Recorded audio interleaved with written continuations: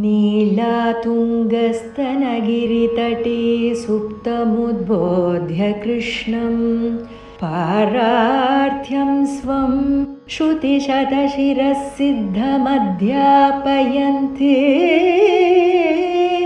स्वोच्छिष्टायां सृजिनिगलितं या बलात्कृत्य भुङ्क्ते गोदा तस्यै नम इदमिदं भूय एवास्तु भूयः. அன்னவயல் புதுவையாண்டாள் அரங்கற்கு பன்னு திருப்பாவை பல்பதியம் இன்னிசையால் பாடிக் கொடுத்தாள் நற்பாமாலை பூமாலை சூடிக் கொடுத்தாளை சொல்லு சூடிக் கொடுத்த சுடற்கொடிய தொல்பாவை பாடி அருளவல்ல பல்வளையாய்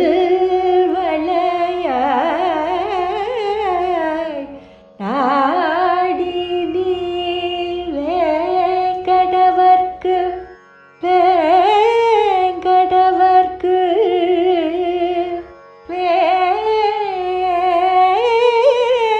வேங்கடவர்க்கு என்னை விதி என்ற மாற்றம் நாம் கடவா வண்ணமே நல்கு.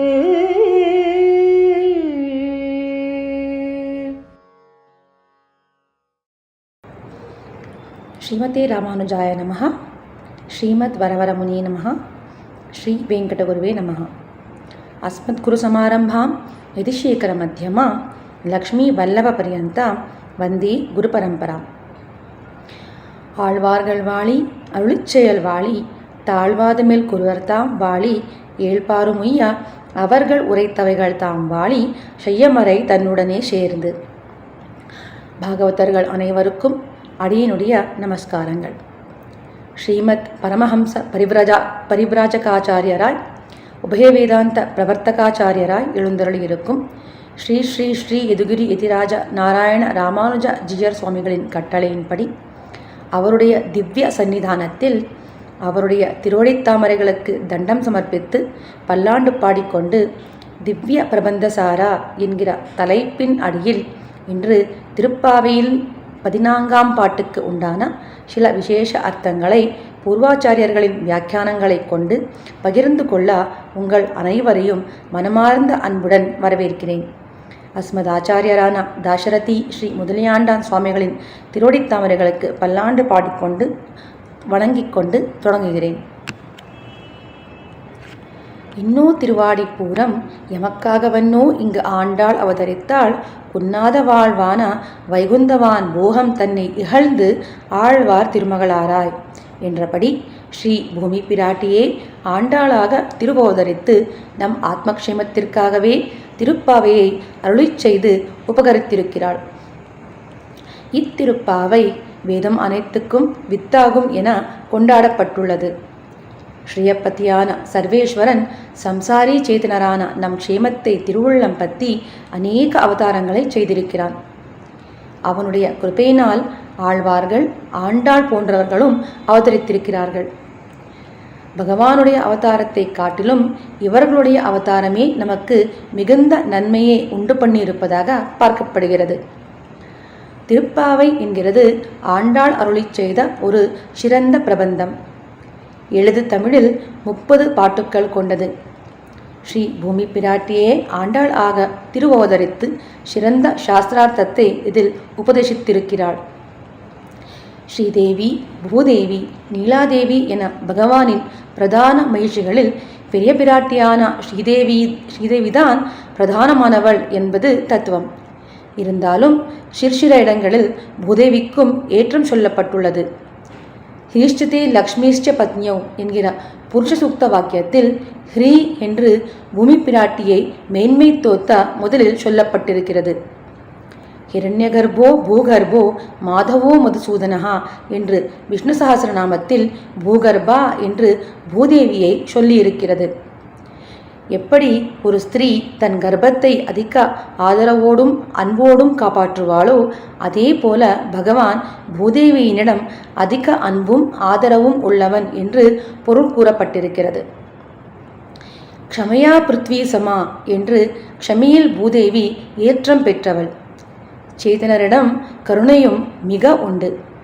பகவான் வராக அவதாரம் எடுத்து பூதேவியை மீட்டு வரும்போது சேத்தனர் உய்யும் வகை ஏது என்று கேட்க வராக பெருமாள் பல தர்மங்களை சொல்லி கடைசியில் திருநாம சங்கீர்த்தனமே சுலபமான உபாயம் என்று சொன்னதை கொண்டு தானே ஆண்டாளாக திருவவதரித்து திருப்பாவையில் பரமன் அடிப்பாடி என்றும் கேசவனை பாடி என்றும் உத்தமன் பேர் பாடி என்றும் நமக்கு திருநாம சங்கீர்த்தனின் சிறப்பை வெளியிட்டு அதை ஆச்சரித்து காட்டியிருக்கிறாள். இனி இவள் பெரியாழ்வார் திருக்குமாரத்தி என்கிற பெருமை வாய்ந்தவள். பட்டர்பிரான் கோதை என்கிற பேர் பெற்றவள். இவர் இருவரும் கோபஜன்மாவை இருட்டு கொண்டவர்கள்.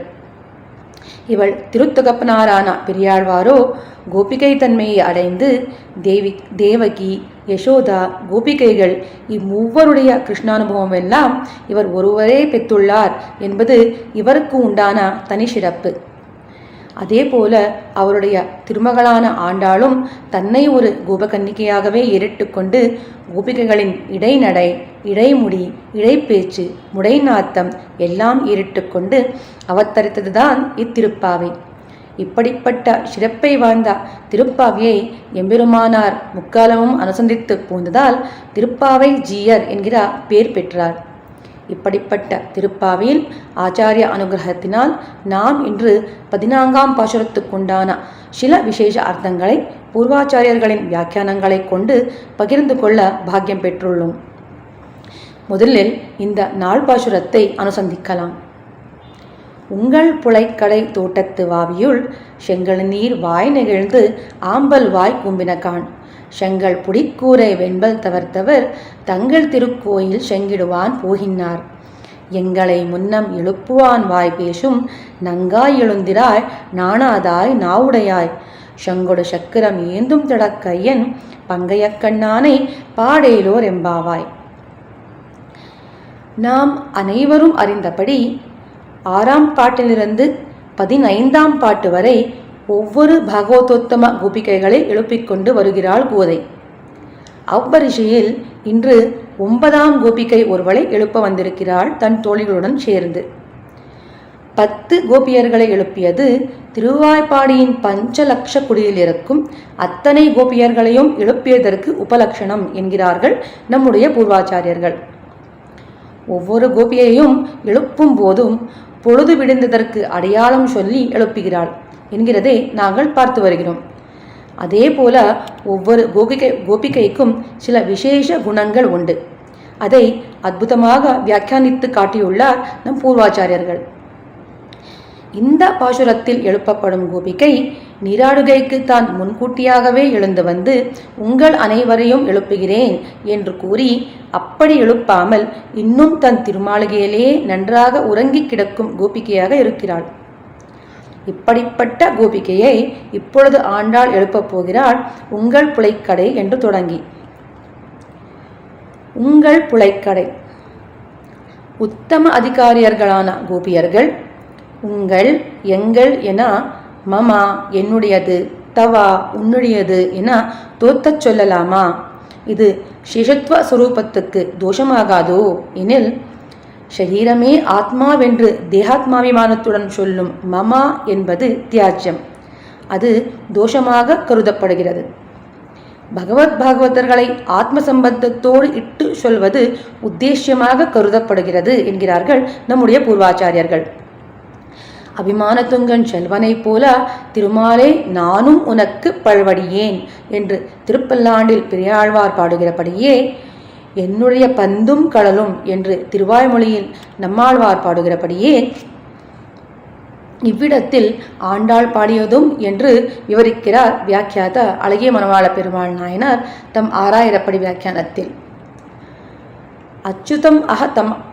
அச்சுதம் அகம் தவாஸ்மி ராஜ்யம் ச அகம் ச ராமஸ்யா இத்தியாதிகளில் நிகர்விகளாய் சொல்லல்படும் அகம் என்னும் மமகாரமும் தோஷமாகாது. பொதுவாக சொல்லல்படும் எங்கள், உங்கள், நான், என்னது, மமா என்கிற 2 எழுத்தும் ஆத்மநாசம்தான். நீர் நுமது என்றிவை வேர்முதல் மாய்த்து என்கிறது ஆழ்வாரின் உபதேசம். 2 எழுத்து சம்சார காரணம், 3 எழுத்து பிரம்மத்தை அடைவிக்குமதாயிருக்கும். மமா என்கிற 2 எழுத்து ஆத்மாவுக்கு நாசத்தை உண்டாக்கும். ந மமா என்கிற 3 எழுத்து சாஸ்வதமாக நிலைநிற்கும் மோட்சத்துக்கு காரணமாகும் என்கிறது வேதம். முமுட்சுப்படியின் ஸ்ரீ பிள்ளைலோகாச்சாரியரின் வார்த்தையும் இத்தை தான் காட்டுகிறது. மகா என்கிற வித்தால் தனக்குரியன் என்கிறது. நா என்று அத்தை தவிர்க்கிறது. ஆகா நமகா என்கிற வித்தால் தனக்குரியன் அன்னு என்கிறது.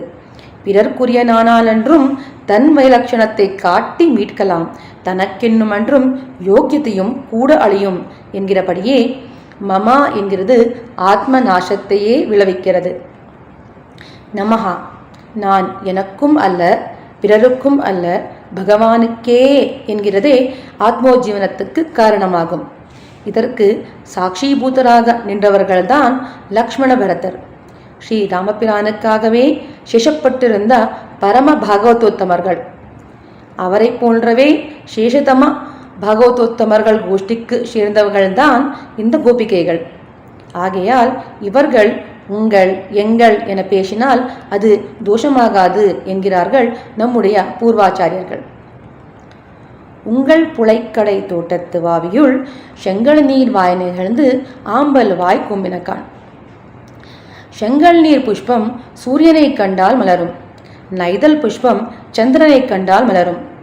இவ்விடத்தில் செங்கல் நீர் புஷ்பத்தின் மலர்ச்சியையும் நைதல் புஷ்பம் மொட்டிருப்பதையும் சொல்லி இருவு கலைந்து சூரோதயம் நன்றாக ஆனதே உள்ளே இருக்கும் கோபிகை உணரும்படியாய் தெரிவிக்கைக்காக உங்கள் புழைக்கடை தோட்டத்து வாவியுள் செங்கல் நீர் வாய் நெகிழ்ந்து ஆம்பல் வாய் கூம்பினகான் என்று உபமானமாக சேர்த்து சொல்லியிருக்கிறார் ஆண்டாள் என்கிறதை காணலாம்.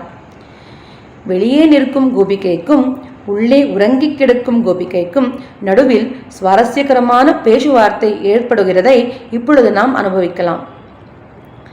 கோபியர்கள்: அடியே கோபி, உன் வீடு தோட்டத்து குளத்தில் செங்கல் நீர் புஷ்பம் மலர்ந்து நைதல் புஷ்பம் மொட்டிருக்கிறது. அதாவது சூரியோதயம் நன்றாகவே ஆகியுள்ளது. இப்படி நீ உறங்கி கிடப்பது சரியா? கோபி: நீங்கள் என் வாசலிலே அத்தியந்த பிரீத்தியுடன் வந்து நின்றதாலே அந்த சந்தோஷத்தில் உங்கள் கண்கள் செங்கல் நீர் புஷ்பத்தை போல அலர்ந்து நீங்கள் வந்ததை அறிந்தும் நான் பேசாமல் இருக்க நீங்கள் துக்கித்து போனதால் அந்த லஜ்ஜையினால் உங்கள் வாய் மூடியதால் அது நைதல் புஷ்பம் மொட்டினா போல உங்களுக்கு தோன்றிக் கொண்டிருக்கிறதே ஒழிய உண்மையாகவே பொழுது இன்னும் விடியவில்லை காணீர் என்கிறாள். கோபியர்கள்: அடியே கோபி, நீ சொன்ன வார்த்தைகளை கேட்பதற்கு இனிமையாகவே இருக்கிறது. ஆனால் நாங்கள் சொன்னதோ நீ சரியாக கேட்டுக்கொள்ளவில்லை என்று தோன்றுகிறது. நாங்கள் இப்போது சொல்லிக் கொண்டிருப்பது உங்கள் வீட்டின் தோட்டத்தில் இருக்கும் குளத்தில் நீ மிகவும் ஆசையுடன் வளர்த்திருக்கும் செங்கல் நீர் புஷ்பத்தை பற்றியும் நைதல் புஷ்பத்தை பற்றியும் தான். ஆகையால் செங்கல் நீர் புஷ்பம் மலர்ந்ததால் பொழுது விழுந்து விட்டது காணும் என்கிறார்கள். அதுக்கு உள்ளே உறங்கி கிடக்கும் கோபிகை: தோழிகளே, உங்கள் கண்களிலிருந்து புறப்பட்ட தேஜோமயமான பிரகாசமானது சூரியனின் வெளிச்சத்தை போலே தோன்றியதால் அந்த புஷ்பங்கள் பிரமிச்சு போய் மலர்ந்து நிற்கின்றன. உண்மையிலேயே சூரியோதயம் இன்னும் ஆகவில்லை காணும் என்கிறாள். தன் வீட்டு ஜன்னல் வழியாக பார்த்து தன் வீடு பூர்வாபிமுகமாக இருப்பதையும் மறந்து தோட்டம் பின்வாசலில் பக்கலிலே இருப்பதால் அதிகாலையில் தோன்றும் சூரியனின் வெளிச்சம் அந்த பக்கம் விழாது என்கிறதையும் மறந்து இன்னும் வெளிச்சம் நன்றாக விழாத காரணம் சூரியோதயம் ஆனதை ஒத்துக்கொள்ளாமல் சூரியோதயம் ஆனதற்கு வேறு ஏதாவது அடையாளம் சொல்லுங்கோள் என்று கூறுகிறாள். இதற்கு பதிலாக கோதை, செங்கல் புடிக்கூரை வெண்பல் தவர்த்தவர் தங்கள் திருக்கோயில் செங்கிடுவான் போகின்னார் என்கிறாள். ஆளற்ற புடியிலே புடுவையை புரட்டி இரவெல்லாம் வெற்றிலை தின்ன கிடந்து பிரம்மச்சரியமும் விரக்தியும் நோற்று பல்லை விளக்கி சபையார் பெரியவர்கள் கோமுற்றவர் தண்டம் கொள்வார் என்று தப்போவேஷத்தை உடையவரான சிவத்வஜரும் கூட பயப்பட்டு உணர்ந்து தங்கள் தேவதைகளை ஆராதிக்குமான காலமாகிவிட்டது என்று எம்பார் சொன்ன வார்த்தையை ஐதிஹ்யமாக எடுத்து காட்டுகிறார் வியாக்கியாதா. இவ்விடத்தில் தாமச பிரகிருதிகளை சொல்லுகிறது என்கிறது எம்பாரின் கருத்து. அதாவது விழுந்ததற்கு அடையாளமாக காவி வஸ்திரம் உடுத்தி துருவிகள் வெண்மையான பல்களுடன் காலை தங்கள் தங்கள் கோவிலுக்கு செல்லுகிறார்கள். இத்துருவிகள் உண்மையான துருவிகள் அல்ல. இரவெல்லாம் கேளிக்கையில் ஈடுபட்டு காலை துருவி வேஷம் போடும் வேஷதாரிகள். இவர்களே எழுந்துவிட்டார்கள். இன்னும் இந்த கோபிகை எழுந்திருக்கவில்லையே என்கிற எம்பார் கருத்து ஒரு பக்கமானால், இன்னொரு பக்கம் பெரிய திருமலை நம்பி இதற்கு வேறே விதமாக கருத்தை வெளியிடுகிறார். அதாவது எதகதேவ விரஜேத் ததகதேவ பிரவரஜேத், என்றைக்கு வைராக்கியம் விளைக்கிறதோ அன்றைக்கே துருவு மேற்கொள்ள வேணும் என்கிறது ஜாபலோபனிஷத் வாக்கியம். அதே போல பரமாத்மனியோ ரக்தோ விரக்தோ பரமாத்மனி சர்வேஷனா வினிர்முக்தோ சபைக்ஷம் போக்துமர்ஹதி. எவனொருவன் பரமாத்மாவிடம் பெரும் காதல் கொண்டிருக்கிறானோ, மற்ற பொருள்களில் வைராக்கியமுடையவனாயிருக்கிறானோ, அக்காரணத்தினாலேயே புத்திரேஷனை வித்தேஷனை தாரேஷனை, அதாவது பிள்ளை பணம் மனைவி என்று 3 ஈஷணைகளையும் விட்டிருக்கும் அவன் சந்நியாசி ஆவதற்கு உரியவனாவான் என்கிற பிரகஸ்பதி ஸ்மிருதியின் வார்த்தையின்படியே பகவத் விஷயத்தில் ஆசக்தராய் இதர விஷயங்களில் விரக்தராய் காஷாய வஸ்திரங்களை தரித்து போகி திரவியங்களில் விரக்தராய் சாத்வீகராய் இருக்கும் சந்நியாசிகள் சந்தியாவந்தனாதிகளை பண்ணி தம்முடைய குருகங்களில் திருவாராதனம் பண்ணும் காலமாகிவிட்டது என்கிறதேதான் ஆண்டாள் இங்கு செங்கல் புடிக்கூரை வெண்பல் தவர்த்தவர் தங்கள் திருக்கோயில் செங்கிடுவான் போகினார் என்கிற வார்த்தையினால் தெரிவிக்கிறாள் என்கிறது பெரிய திருமலை நம்பிகளின் கருத்தாக இருக்கிறது. இவ்விரண்டு பூர்வாச்சாரியர்களின் வார்த்தைகளால் முக்கியமாக இங்கு அறிய வேண்டிய விஷயம் என்னவென்றால், தாமரச பிரகிருதிகளும் சரி மற்றும் சாத்வீக பிரகிருதிகளும் சரி 2 பேருக்கும் பொழுது விழுந்து விட்டதால் இவர்களெல்லாம் காஷாய வஸ்திரம் அணிந்து தங்கள் தங்கள் கோயிலை நோக்கி சென்று கொண்டிருக்கிறார்கள். ஆனால் நீ இன்னும் உறங்கி கிடக்கிறாயே என்கிற பாவத்துடன் செங்கல் புடிக்கூரே வெண்பல் தவர்த்தவர் தங்கள் திருக்கோயில் செங்கிடுவான் போகின்றார் என்கிறாள் ஆண்டாள் என்று அற்புதமாக விவரித்து காட்டுகிறார் வியாக்கியாதா. இப்படி ஆண்டாள் கேட்க அதற்கு உள்ளே இருக்கும் கோபிகை, சததம் கீர்த்தயந்தோ மாம் இதந்தஸ்ச திருடாவிரதாக நமஸ்யந்தஸ்ச மாம் பக்தியா நித்தியயுக்தா உபாசத்தே. என்னை பக்தியோடு எப்போதும் சங்கீர்த்தனம் செய்கிறவர்களை உறுதியான சங்கல்பத்தை உடையவர்களாக, அதாவது என் விஷயமான அர்ச்சனம் முதலிய செயல்களில் முயல்கின்றவர்களாய், என்னை வணங்குகின்றவர்களாய், என்னோடு என்றும் சேர்ந்திருப்பதே விரும்புகின்றவர்களாய் உபாசிக்கிறார்கள் என்கிற கீதையின் வார்த்தையின்படியே அனவரத்தமும் ஸ்நேகத்தோடே உபாசிப்பும் அவர்கள் என்று சொல்லப்படுமவர்கள் விடுவோரை ஒரு காலம் சமாராதனம் பண்ணி அல்லாத போது பேசாதே இருப்பார்களோ என்ன? அவர்கள் இரவும் பகலும் என்று பாராமல் எப்பொழுதும் பகவத் தியானத்திலேயே ஊன்றி இருப்பதாக இருக்கிறதால் பொழுது விடுந்ததற்கு அவரை அடையாளமாக நீங்கள் எப்படி சொல்லுகிறீர்கள் என்று உள்ளே இருக்கும் கோபிகை சொல்லுகிறாள். இதை கேட்ட கோபியர்கள், எங்களை முன்னம் எழுப்புவான், எங்களுக்கு முன்னவே எழுந்திருந்து வந்து உங்கள் எல்லாரையும் நானே எழுப்புகிறேன் என்று சொன்னது நீயே அல்லவோ? இப்போ நாங்களாய் வந்து உன் வாசலில் முன் என்று உன்னை எழுப்பிக் கொண்டிருந்தாலும் நீ எழுந்து வரும் லட்சணம் ஒன்றும் நமக்கு தெரியவில்லை. அதற்கு பதிலாக வார்த்தைக்கு பிரதிவார்த்தை கொடுத்து கொண்டு காலத்தை வீணாக்கி கொண்டிருக்கிறாய். தர்மக்ன சமயா பிரமாணம் வேதாச்சா என்கிறபடியே வேதத்தை எப்படி பிரமாணமாக கொள்ளுகிறோமோ அதுபோலவே தர்மத்தை அறிந்தவர்களுடைய ஆச்சாரம் முக்கியமான பிரமாணமாக சொல்லப்படுகிறது என்கிறதை நீ அறியாதவளா? யத்யதாசரதி ஸ்ரேஷ்டா ததேவேதரோ ஜனாக சயத் பிரமாணம் குருதே லோகஸ்ததனு வர்த்ததே. ஸ்ரேஷ்டனானவன் ஒருவன் எப்படி எப்படி அனுஷ்டிக்கிறானோ அப்படியே மற்ற ஜனங்கள் அனுஷ்டிக்கின்றனர். அவன் எவ்வளவு செய்கிறானோ உலகமும் அதையே அனுசரிக்கிறது என்கிற கீதையின் வார்த்தையின்படியே தர்மங்களான நீ எப்படி நடக்கிறாயோ உலகத்தாரும் அதைதான் அனுசரிக்கிறார்கள். ஆக தர்மத்தை ஆச்சாரமாக கொண்டிருக்கிற நீ இப்படி கொடுத்த வார்த்தையை மறந்து கிடப்பதால் உலகத்தாருக்கு தவறான வழியை காட்டினபடியாகாதோ? இதனால் தர்மஹானி உண்டாகாதோ? நீயே சொல். இப்படி உறங்கி கிடப்பது மட்டுமல்லாமல் இப்படி எங்கள் வார்த்தைக்கு வார்த்தையாக பதிலளித்து கிடப்பது சரியோ? வாய் பேசும். எல்லோரையும் வந்து எழுப்புகிறேன் என்று நீ வெறும் வாயாலே பேசுமவளாக இருந்து நீ சொன்ன வார்த்தை ஹிருதயத்தில் இருந்து புறப்பட்ட வார்த்தையாக இல்லையே. நங்காய் எழுந்திராய், நாணாதாய், நாவுடையாய்.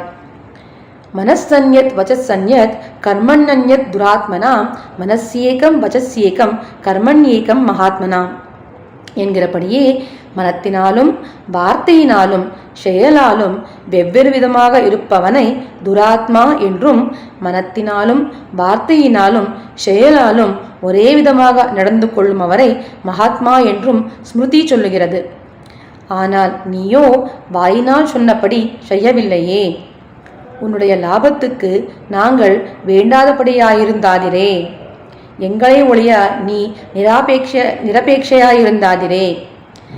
எனக்கு உங்களை ஒழிய செல்லாது என்றிருந்ததெல்லாம் கண்டோமிரே என்று அந்த கோபிகை பின்பு சொன்ன வார்த்தைகளை எடுத்து காட்டுகிறார். அதாவது, கண்ணனுடன் நாங்கள் அனைவரும் சேர்ந்து இருக்கும் சமயத்தில் உங்களுடன் கூடி ஆடுவதுதான் ஆனந்தம்.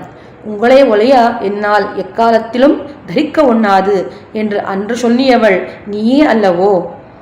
அப்பொழுது நாங்கள் வேண்டியிருக்க இப்பொழுது நீ தனியாக படுத்து கிருஷ்ணானுபவம் பண்ணி கொண்டிருக்கும் காலத்தில் நாங்கள் எப்படி உன் நினைவுக்கு வர முடியும்? இந்த கிருஷ்ணானுபவம் என்கிற லாபத்தை எங்களுடன் பகிர்ந்து கொள்ள விருப்பம் இல்லாமல் அல்லவா நீ இப்படி உள்ளே உறங்கி கிடக்கிறாய்? ஆக அன்று நம்முடன் அன்பாக பழகினா, பேசினா, மயக்கின அந்த கோபிகையையும் பார்த்துவிட்டோம். இன்று அதையெல்லாம் மறந்து சொன்ன பேச்சின்படி நடந்து கொள்ளாமல் இப்படி உறங்கி கிடக்கும் இந்த கோபிகையையும் பார்த்துவிட்டோம். கிருஷ்ண சம்பந்தத்தினால் உனக்கும் நாக்கு இரண்டாயிட்டோ? அதாவது கண்ணனோடே நன்றாக பழகினவளாகியாலே அவனுடைய குணத்தையெல்லாம் நீயே ஏறிட்டு கொண்டு விட்டாயோ? மொத்தத்தில் அவன் போலவே நன்றாக பொய் சொல்ல கற்றுக்கொண்டிருக்கிறாய். அவன் எப்படி வருவேன் என்று சொல்லி நம்மை மயக்கி வரவைத்து நாங்கள் வந்து காத்திருக்க, அவன் வராமல் இருக்க அவனுக்காக காத்து காத்து அவன் கிடைக்காததால் எங்கள் விரகதாபத்தினால் யமுனையின் ஜலம் கூட சூடாகும்படி தவிக்க வைக்கும் கண்ணனுடன் நீயும் நன்றாகவே பழகி நாங்கள் விரகதாபத்தினால் தவித்து உன் வாசலில் வந்து நிற்க அவனைப் போலவே வருகிறேன் என்று சொல்லி வராமல் இப்படி உறங்கி கிடக்கிறது எவ்விதத்தில் தர்மமாக இருக்கிறதோ? இப்படி வார்த்தையை கொடுத்து அதன்படி நடக்காமல் உறங்கி கிடக்கிறேனே என்கிற லஜ்ஜையும் இல்லாமல் இப்படி பேசிக்கொண்டிருக்கிறாயே. நங்காய் எழுந்திராய், நானாதாய், நாவுடையாய் என்கிறாள். நாவுடையாய், நாட்டார்களவோ உனக்கு நாக்கு என்கிறாள். இத்திருவாய்ப்பாடியின் பஞ்சலட்ச குடியவர்கள் அத்தனை பேருடைய நாக்கும் உன் ஒருத்தியினிடத்திலேயே உள்ளது போல இருக்கிறது. சொன்ன பேச்சும் நடக்கிற செயலும் இரண்டும் சேர்ந்த இடத்தில் அன்றோ பூர்த்தி என்பது இருப்பது. அப்படியல்லாமல் சொன்ன வார்த்தைக்கும் செய்யும் செயலுக்கும் சம்பந்தமில்லாதபடி நடக்கிறது உன்னுடைய குணத்துக்கு ஒப்பாது. ஆகையால் எழுந்திரா என்கிறாள். இதை கேட்ட கோபிகை, இப்படி என்னை ஆக்ஷேபனை பண்ணி கொண்டிருக்கும் நீங்கள் எதற்காக வந்து என்னை அழைக்க நிற்கிறீர்கள் என்று கேட்க, ஏவம் பகுவிதாம் சிந்தாம் சிந்தயித்வா மகாகபிஹி சம்சவே மதுரம் வாக்கியம் வைதேகியா வியாஜஹாரஹா என்கிற ஸ்ரீராமாயணத்தின் வார்த்தையின்படியே எப்படி ஹனுமான் ஸ்ரீராமனை பிரிந்த துக்கத்தில் ஆழ்ந்து கிடந்த சீதையினிடத்தில் அவள் செவிக்கு இனியதாகும்படியான செஞ்சொல்லை பேசினானோ, அதே போல கண்ணனை பிரிந்த துக்கத்தில் ஆழ்ந்து கிடக்கும் எங்களுக்கும் உன்னுடைய பேச்சு எங்கள் செவிகளுக்கு இனிமையை உண்டாக்குகிறது. நீ கிருஷ்ணவல்லபே ஆகையால் உன் வாயிலிருந்து புறப்படும் பேச்சு கிருஷ்ணனைப் போலவே இனிமையை உண்டாக்குகிறது. மதுரா மதுராலாபா கிமாஹா மம பாமினி மத்விஹீன வராரோஹா ஹனுமான் கதயஸ்வமே என்று ரமபிரான் தனக்கு அத்தியந்த பிரியமானவளுமான சீதையை கண்டு வந்த ஹனுமானிடத்தில் இனியவளும் இனிய பேச்சை உடையவளும் அழகியவளும் போகத்திற்கு சேர்ந்தவளும் ஆனா என் சீதை என்ன செய்தி சொன்னாள் என்று கேட்குமா போலே சீதையைப் போலவே மதுரா மதுராலாபா என்னும்படியான உன்னுடைய பேச்சிலிருக்கும் இனிமை மாதுரியம் கண்ணனுக்கும் எங்களுக்கும் மிகவும் ஆப்யாயமானமாக இருக்கிறது. நான்ருக்வேத வினீதஸ்ய நாயஜுர்வேத தாரிணः நா சாமவேத விதூஷः சக்கியமேவம் பிரபாஷிதம் நூனம் வியாக்கரணம் கிருஷ்ணா மனேன பகுதா ஸ்ருதம் பகுவியாஹரதானேன ந கிஞ்சித் அபசப்திதம் என்கிற ஸ்ரீராமாயணத்தின் வார்த்தையின்படியே ருக்வேதத்தை ஓதி அடக்கத்தை பெறாதவனுக்கும் யஜுர்வேதத்தை ஓதி தரிக்காதவனுக்கும் சாமவேதத்தை ஓதி அறிவு பெறாதவனுக்கும் இவ்வண்ணமாக பேச இயலாது. எல்லா இனக்கல நூல்களும் இவனாலே பலமுறை கெட்டப்பட்டுள்ளதென்பது தெளிவாக தெரிகிறது.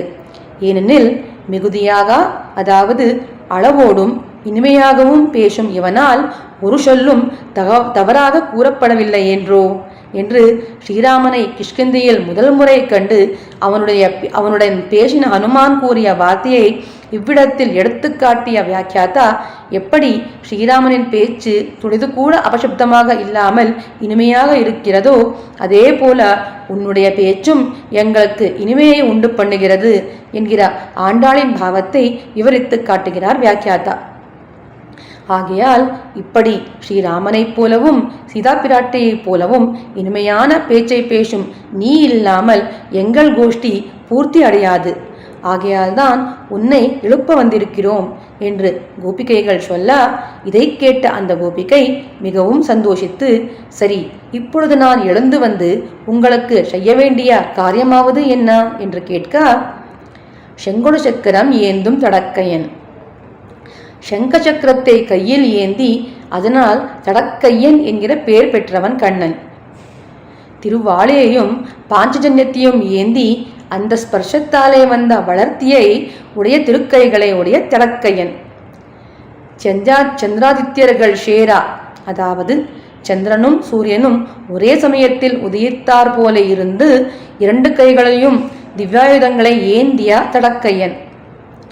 ஆளியோடும் பொன்னார் சார்ங்கமுடைய வடிகளை என்று பெரிய திருவந்தாதியில் திருமங்கையாழ்வார் பாடினா போலே அவனிடத்தில் ஆசைப்பட்டோ அல்லது அறிவு கெட்டோ அவன் திருவடிகளில் ஆழ்வார்கள் எப்பொழுதும் விழுந்து கிடக்குமா போலே பண்ணுகிறது அவன் திருக்கையில் ஏந்திய இந்த திவ்யாயுதங்களே அல்லவோ என்று வர்ணிக்கிறார் வியாக்கியாதா.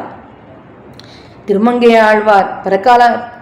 ஆழ்வாரை பரகால நாயக்கியாக்கி மடலெடுக்க வைத்ததோ, ஆழ்வாரை பராங்குஷ நாயக்கியாக்கி மயக்க வைத்ததோ, பெரியாழ்வாரை யசோதாதேவிக்கியின் பாவத்தில் துடிக்க செய்ததோ, குலசேகர ஆழ்வாரை திருமலையில் படியாய் கிடந்து பவளவாய் காணும் ஆசையை வரவேற்றதோ, எல்லாம் இந்த திவ்யாயுதங்களின் சேர்த்தியே அல்லவோ. ஆக கிருஷ்ணன் கையில் ஆழ்வார்கள் உண்டோ என்று கேள்வியை எழுப்பி எப்பொழுதும் உண்டு என்று அதற்கு சமாதானத்தையும் தாவே தெரிவிக்கிறார் வியாக்கியாதா. அதாவது ஞான திசையில் ஆழ்வார்கள் கையில் கண்ணன் இருப்பான். ஆனால் பிரேம திசையில் கண்ணன் கையில் அல்லவோ ஆழ்வார்கள் இருப்பது. தன் திருமேனி சௌந்தரியத்தினாலும் கண்ணழகாலும் தான் அணிந்திருக்கும் வஸ்திர ஆபூஷணங்களாலும் ஆழ்வார்களை கவரச் செய்து அவர்கள் முக்காலமும் இவனை மோகித்து கிடக்கும்படி செய்தவன் அல்லவோ இவன். கூராளி வெண்சங்கு ஏந்தி ஒரு நாள் காணவாராயே என்றும் சங்கு சக்கரம் என்றே கைகூப்பும், தாமரை கண் என்றே தளரும் என்று ஆழ்வாரை பாட வைத்தவன் இவனே அல்லவோ. பங்கையக் கண்ணானை, தாமரை கண்ணனை விண்ணோர் பருவும் தலைமகன் என்று திருவாய்மொழியில் ஆழ்வார் பாடுகிறபடியே உபய விபூதியையும், அதாவது லீலா விபூதி என்னும் இந்த பூலோகத்தில் உள்ளார் அனைவரையும், நித்திய விபூதி என்கிற திருவைகுண்டத்தில் உள்ளார் அனைவரையும் ஒரே சமயத்தில் ஆகர்ஷணை பண்ணும் அளவும் கண்ணழகை உடையவன்.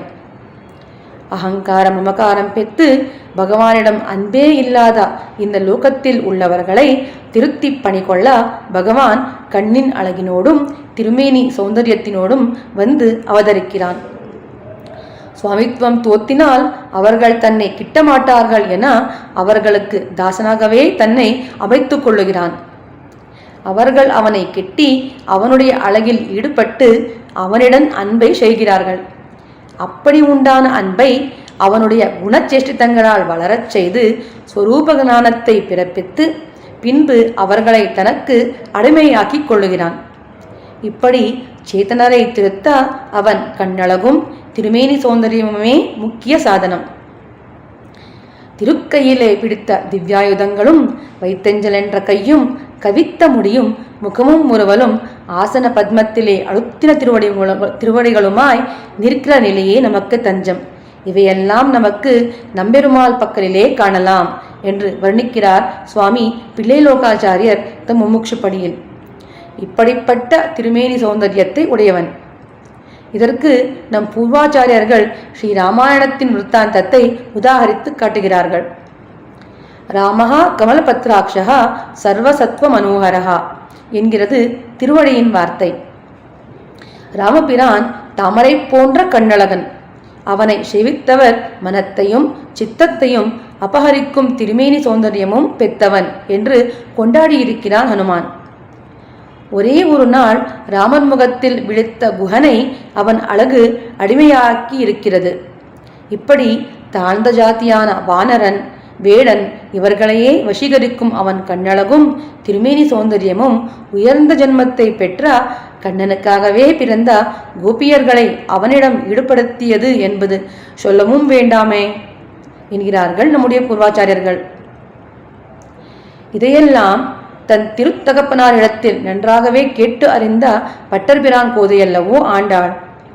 குழந்தை பருவத்திலிருந்தே கண்ணனின் திருமேனி சௌந்தரியத்தின் வைபவத்தையும் கண்ணழகின் வைபவத்தையும் கேட்டு கேட்டு வளர்ந்த அவள் அதை தன் நெஞ்சுக்குள் நன்றாக பதிக்க வைத்து அத்தையே முக்காலமும் அனுபவித்து வந்தவள்.